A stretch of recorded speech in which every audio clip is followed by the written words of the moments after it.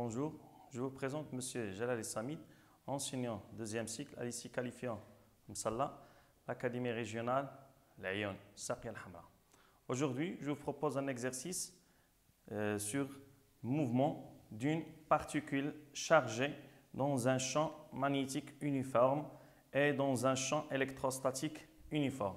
Cet exercice concerne les étudiants de deuxième année baccalauréat sciences maths BIOF. Oui, alors premièrement, on va lire l'énoncé de l'exercice. Un faisceau d'électrons émis par une cathode pénètre par le point A de coordonnées xa égale à moins 0,2 m et ya égale à 0 avec une vitesse v0 égale à v0j, le vecteur, dans une région où règne un champ magnétique uniforme B, normal au plan OXY, où s'effectue le mouvement. L'électron quitte le champ magnétique en C avec une vitesse Vc pour aborder une zone où règne un champ électrostatique uniforme E pour en sortir du point D de coordonnées YD égale à 0, XD égale à 0,2 m avec une vitesse VD.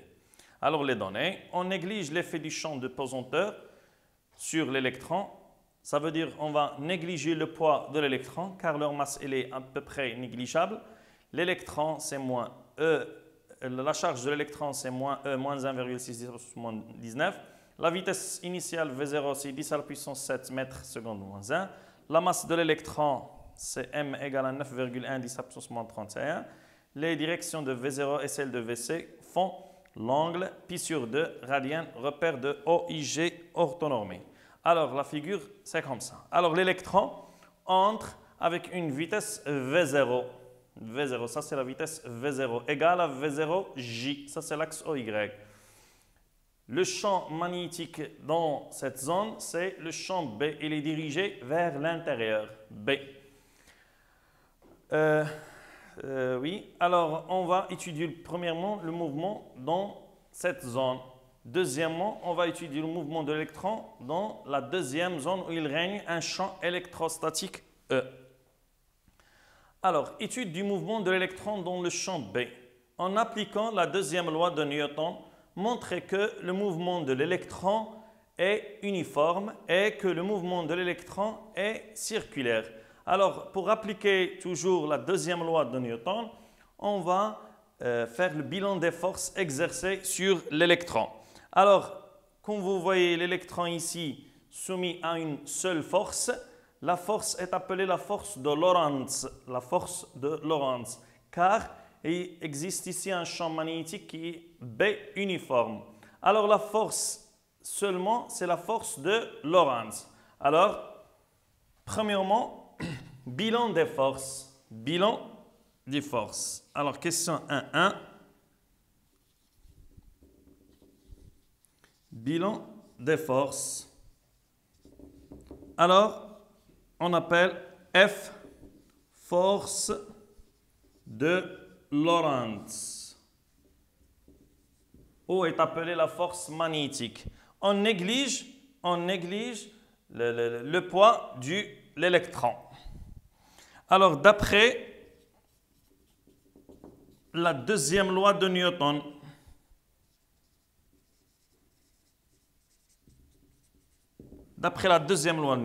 la force F égale à MAG. L'expression de la force F, comme vous savez, c'est Q fois V vectoriel B, le produit vectoriel. Q c'est la charge de l'électron, V c'est la vitesse, vectoriel B égale à MAG, la MA. Alors, d'après cette relation, l'accélération AG égale quoi? C'est Q sur M, V vectoriel B. Q sur M, V vectoriel B. Alors, d'après cette expression vectorielle, et comme vous voyez en mathématiques, que le vecteur AG elle est perpendiculaire à V et perpendiculaire en même temps au vecteur B. AG est perpendiculaire à V et perpendiculaire à B. AG est perpendiculaire à V. Ça veut dire que quoi? L'accélération elle est perpendiculaire à la vitesse V. Ça veut dire que AT, l'accélération dans la base de frein, l'accélération tangentielle AT égale à 0. C'est-à-dire que D de V sur D de T égale à 0. Alors, puisque la vitesse, la dérivée de la vitesse égale à 0, alors d'où la vitesse reste constante. Alors, le mouvement de l'électron dans la partie où il y a un champ magnétique B est un mouvement uniforme. Mouvement uniforme.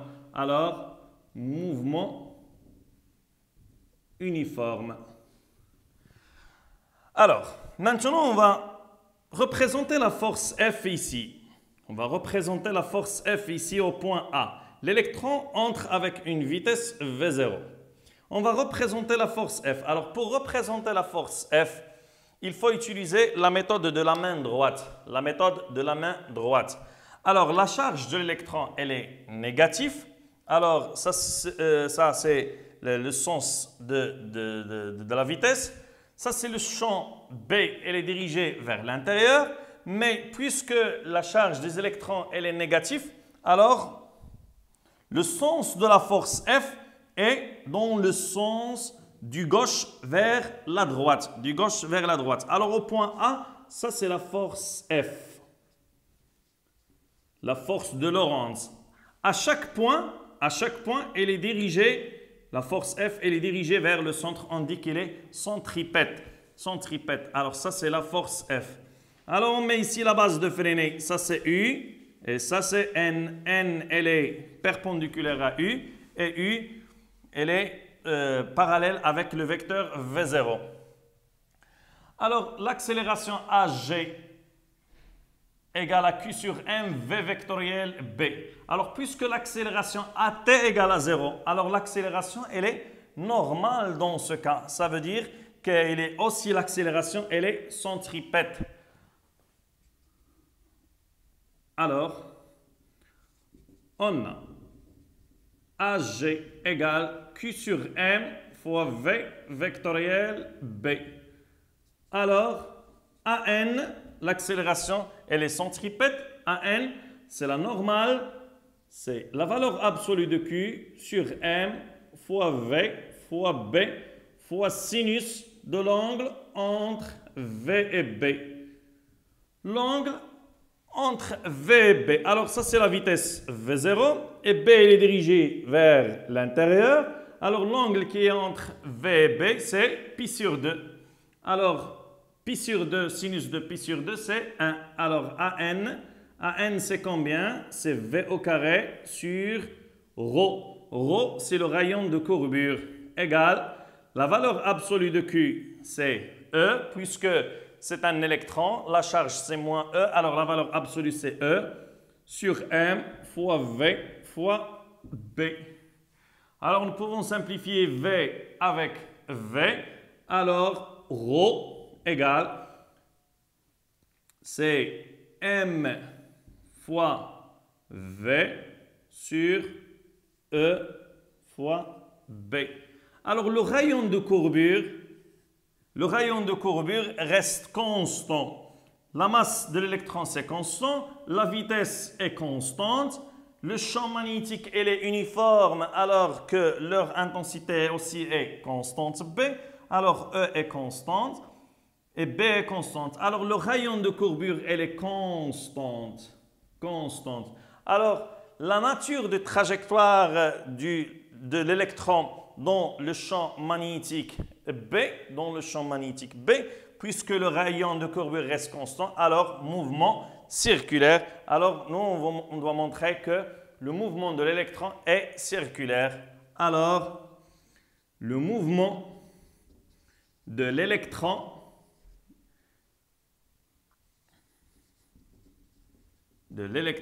est circulaire. Circulaire, uniforme aussi, ça veut dire que la vitesse reste constante. C'est même vitesse V0 qui entre à partir du point A, même vitesse au point C. c'est la même vitesse au cours de cette trajectoire. Alors la trajectoire est circulaire de rayon mv sur E fois B. La question 1.2. Donnez l'expression du rayon R du trajectoire de l'électron. Le rayon R. Alors la question 1.2.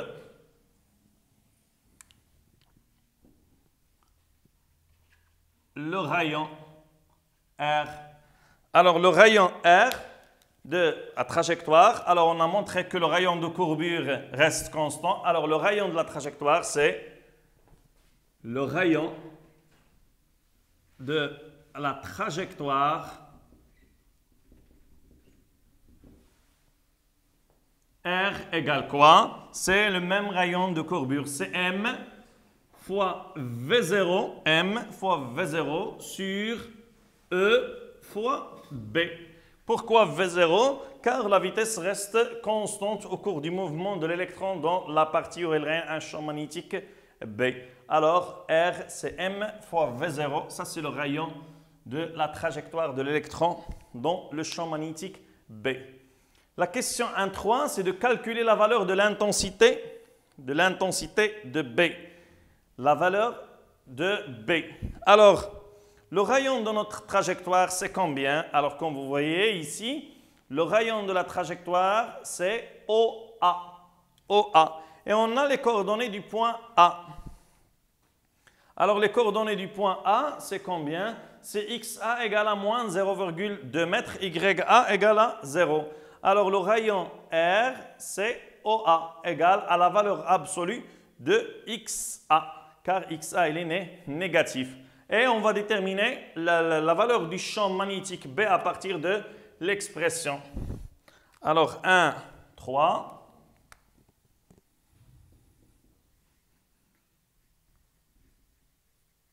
Le champ B. Alors, la valeur de l'intensité du champ B. Alors, on a R, le rayon R, égale quoi? C'est la valeur absolue de XA. La valeur absolue de XA, c'est combien? C'est 0,2 mètres. Ça, c'est la valeur du rayon. Et on va déterminer la valeur du champ magnétique B à partir de cette expression. Et B égale quoi à partir de cette expression? C'est M fois V0 sur E fois R. M fois V0 sur E fois R.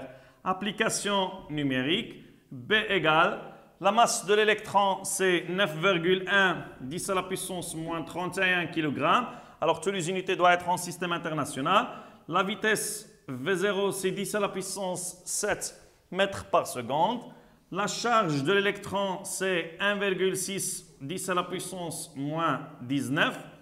Et le rayon R, c'est la valeur absolue de XA, c'est 0,2 mètres. Alors, toutes les valeurs doivent être en système international. Alors, la valeur de B, c'est 2,84 10 à la puissance moins 4. Alors, l'unité du champ magnétique B, c'est Tesla. Alors, à peu près, c'est 0,284 millitesla. Alors, c'est 2,84 10 moins 4 Tesla. Alors, ça, c'est la valeur du champ magnétique B. Alors, à partir de l'expression du rayon, nous pouvons déterminer la valeur de B. Alors, nous pouvons déterminer la masse, nous pouvons déterminer V0, etc. Alors, à partir de l'expression, vous pouvez déterminer plusieurs valeurs. Oui, la question 1.4. La durée, déterminer la durée delta T1 du mouvement de l'électron dans cette zone. Alors, on va déterminer la durée. La durée ici, la durée du mouvement. Ça veut dire qu'à partir du point A jusqu'à le point C. Alors, puisque le mouvement elle est uniforme, ça veut dire que la vitesse est constante du point A et jusqu'à le point C. Alors, nous pouvons utiliser la relation de la vitesse, c'est la distance parcourue sur la durée delta T.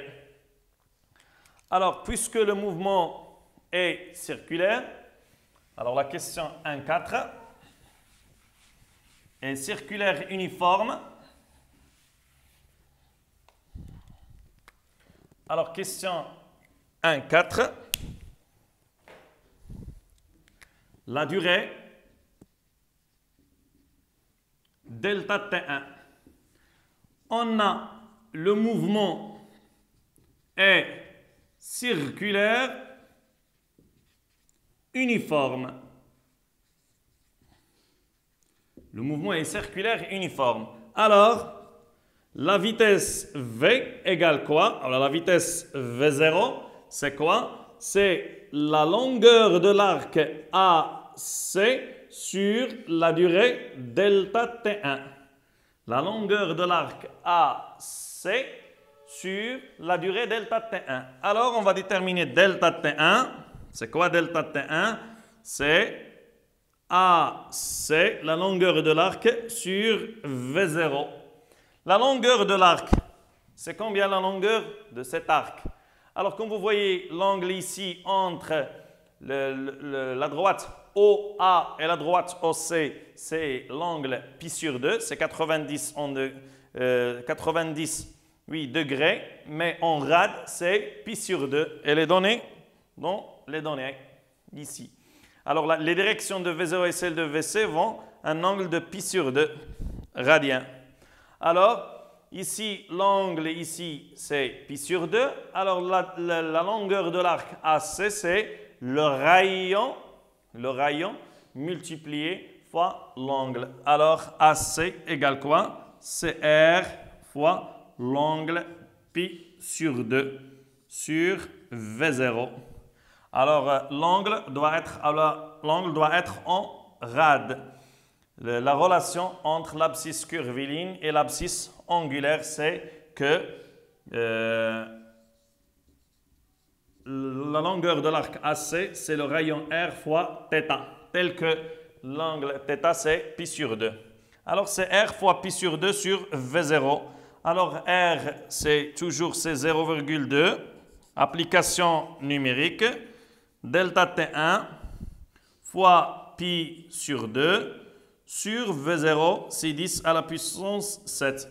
Alors, nous pouvons utiliser votre calculatrice et vous trouvez la valeur de 3,14 10 à la puissance moins 8 secondes. Alors, la durée de l'électron entre le point A et le point C, c'est 3,14 10 à la puissance moins 8 secondes. Alors, on passe à la deuxième partie. Alors, maintenant, l'électron atteint le point C avec une vitesse V0. Le vecteur VC effectue un angle de 90, alors pi sur 2 avec l'axe OY. Alors maintenant, l'électron entre dans la partie où il règne un champ magnétique, un champ électrostatique E. Alors, étude du mouvement de l'électron dans le champ E. On prend comme origine des dates t égale à 0, l'instant d'arrivée de l'électron au point C. Alors, on va prendre que le point C, c'est comme origine des dates, c'est l'instant t égale à 0.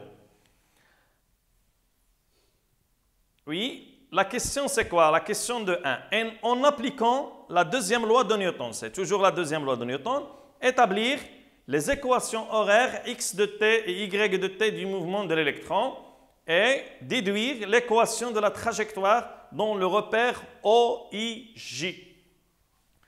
Alors, on va appliquer la deuxième loi de Newton sur l'électron dans la partie où il règne un champ électrostatique E.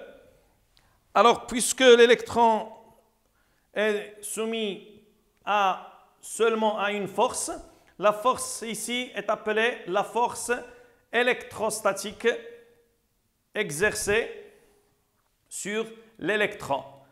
Alors, la force électrostatique, c'est la force F, ou la FE. Alors, la question de 1, deuxième loi de Newton. Alors, premièrement, bilan des forces. Bilan des forces, c'est la force FE, force électrostatique. Alors, comme vous savez que FE égale combien? C'est Q fois E. Alors, la direction et le sens de F, c'est même direction de E. Et pour le sens, c'est le sens inverse. Pourquoi? Car Q, elle est négative. La charge Q, elle est négative. Cette charge Q, elle est négative. Alors, le sens de FE est dans le sens inverse de E. Alors, le sens de FE est dans ce sens. Alors, on va dessiner ici. Ça, c'est la vitesse VC. Alors, l'électron entre dans une partie où il y a un champ magnétique, un champ électrostatique E. Alors, la force FE est dans le sens inverse, car la charge Q de l'électron, elle est négative. Alors, ça, c'est l'axe OY, ça, c'est l'axe des X. Alors, deuxième loi de Newton. Maintenant, on va appliquer la deuxième loi de Newton. Deuxième loi de Newton. Alors, la deuxième loi de Newton, c'est FE égale ma, ou AG, c'est l'accélération. Alors, FE, c'est quoi? C'est Q fois E égale ma. Alors, l'accélération A égale quoi? C'est Q sur M fois E.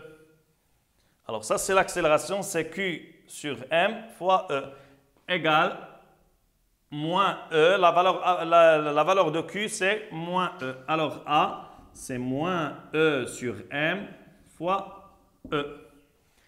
Alors, maintenant, on va projeter la relation vectorielle de l'accélération sur les axes OX et l'axe OY. Alors, ça, c'est l'expression de l'accélération. Alors, par projection sur OXY, la projection sur l'axe OXY. Alors, les coordonnées de l'accélération dans le repère OXY, ce sont AX et AY. Alors, A, les coordonnées, c'est AX, AY. Alors, on va projeter cette relation, moins E sur E fois E. La projection de E sur l'axe OX. Alors, quand vous voyez que E elle est perpendiculaire sur l'axe OX, alors c'est 0. La projection de E sur l'axe OY, alors c'est la même, alors car E elle est parallèle avec l'axe OY. Alors, c'est quoi? C'est moins E sur M fois E. E, c'est la valeur du champ électrostatique E. Alors, à partir de cette relation, nous pouvons déterminer les équations différentielles d de Vx sur d de t égale à 0 et d de Vy sur d de t égale moins E sur M fois E. D de Vx sur d de t égale à 0, alors ce sont appelées les équations différentielles vérifiées par les coordonnées Vx et Vy. Alors, par primitive ou par intégrale, puisque d de Vx sur d de t égale à 0, alors Vx égale à une constante C1. Et Vy égale quoi? C'est moins E, la primitive de moins E sur M fois E, c'est moins E fois E sur M fois T, plus une constante C2. Alors, C1 et C2, on la détermine en utilisant les conditions initiales. Les conditions initiales de quoi? De la vitesse. Alors, le point C, c'est comme origine des dates. La vitesse au point C, c'est VC. Et la vitesse VC, c'est la même vitesse V0. Pourquoi? Car le mouvement ici est un mouvement qui est uniforme. Mouvement uniforme. Ça veut dire que la vitesse reste constante. Alors, c'est quoi C1? C'est les coordonnées du vecteur VC sur les axes OX et les axes OY. Alors VCX égale combien? C'est VC. Et VC, c'est combien? C'est V0. C'est la valeur de la vitesse V0, car le mouvement il est uniforme. Dans la partie où il règne un champ magnétique B. Et C2. C2, aussi, c'est VCY. La projection de VC sur l'axe Y est nulle, car VC est perpendiculaire sur l'axe Y, alors égale à 0.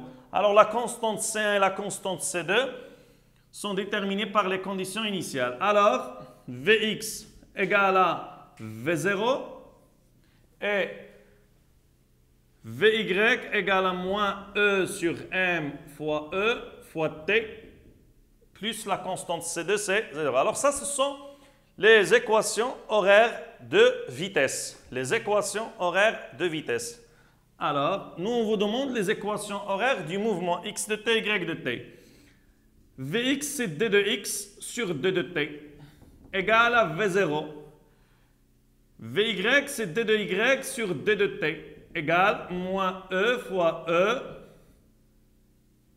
sur m fois t. Alors, même chose, la deuxième primitive.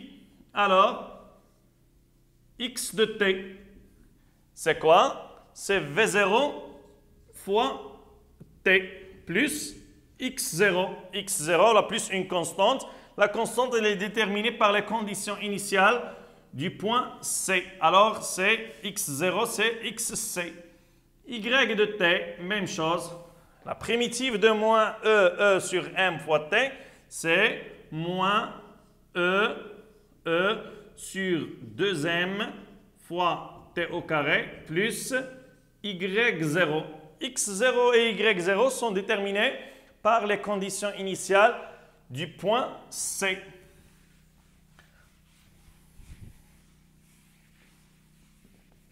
Alors, avec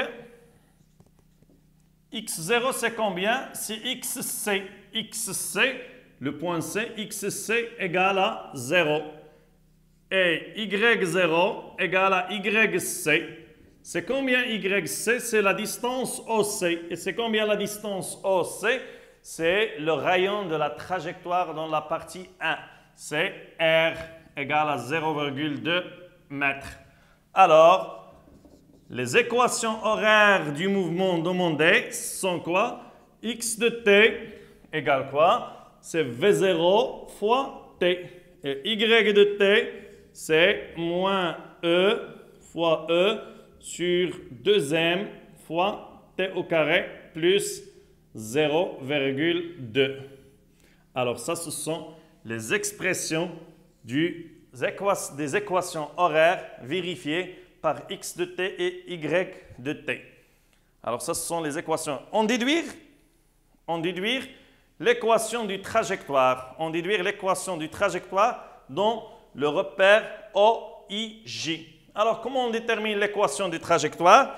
Alors, elle est simple. C'est seulement d'éliminer le temps à partir de x et de le remplacer dans y. Ça veut dire d'écrire la fonction y en fonction de x. Alors, l'équation du trajectoire.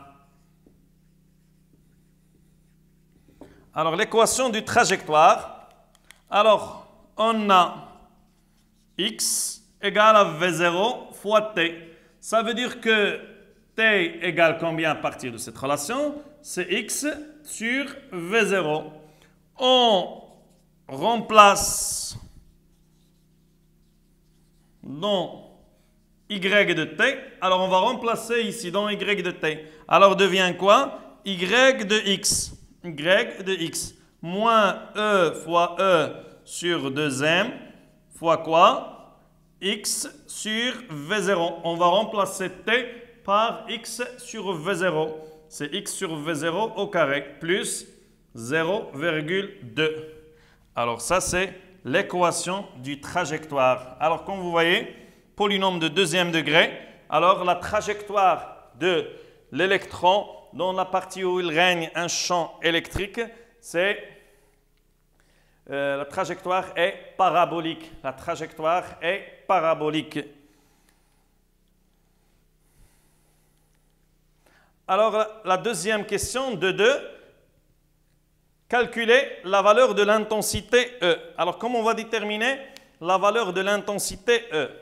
Alors, l'électron, comme on a vu dans l'énoncé, l'électron sort du point D. L'électron va sortir du point D. Alors, les caractéristiques du point D, ce sont XD égale à 0,2 et YD égale à 0. Alors, à partir des coordonnées du point D, nous pouvons déterminer la valeur de l'intensité du E.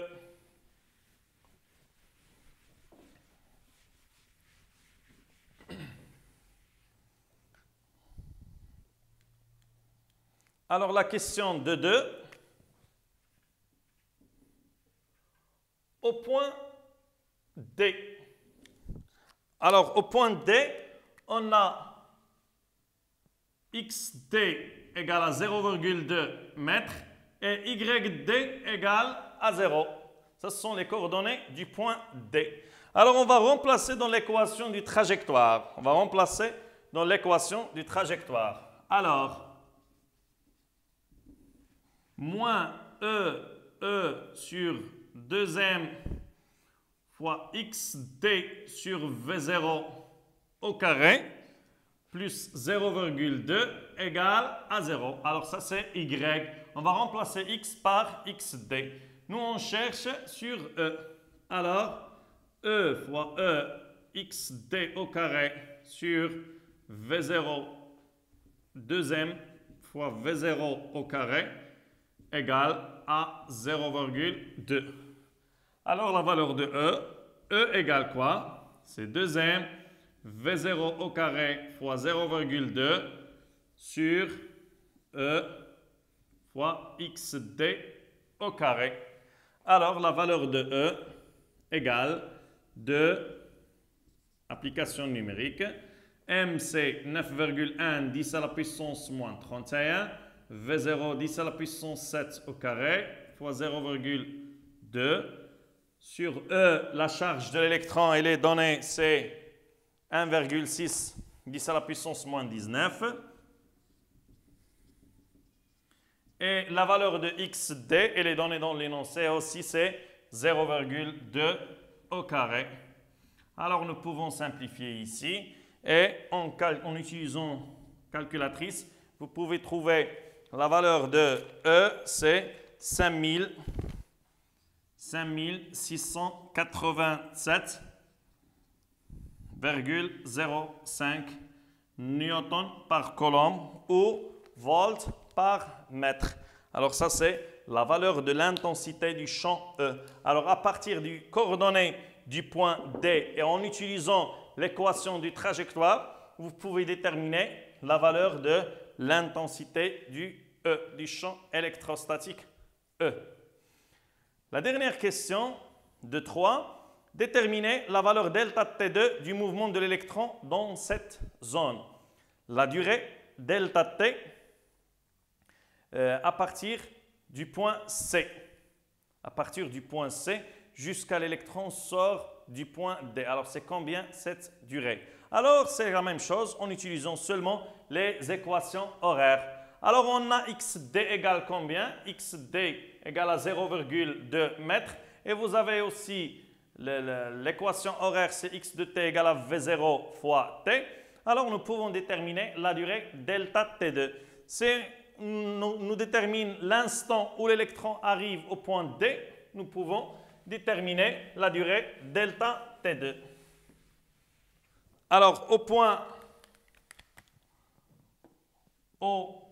la question de 3, au point D, XD égale à 0,2 mètres. Alors XD, c'est combien? À partir de l'équation horaire, c'est V0 fois TD égale à 0,2 mètres. Alors TD, c'est 0,2 sur V0. 0,2 sur V0. TD égale à 0,2 sur 10 à la puissance 7. Alors, c'est 2, 10 à la puissance moins 8 secondes. Alors, ça, c'est l'instant TD. Alors, delta T2, c'est quoi? C'est l'instant TD moins l'instant TC. Alors, puisque on choisit le point C comme origine des dates, alors TC égale à 0. Alors, c'est delta T2, c'est 2, 10 à la puissance moins 8 secondes.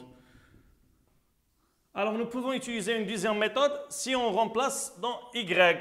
Si on remplace dans Y. Et vous utilisez YD égale à 0. YD égale à 0. Et vous déterminez à partir de Y l'instant TD. C'est la même chose. C'est moins EE sur 2M fois TD au carré plus 0,2. Et vous déterminez TD. Alors, on va trouver le même résultat. Alors, comme ça, on a traité notre exercice sur l'étude du mouvement dans un champ magnétique et dans un champ électrostatique. Et merci pour votre attention. À la prochaine fois, Inch'Allah.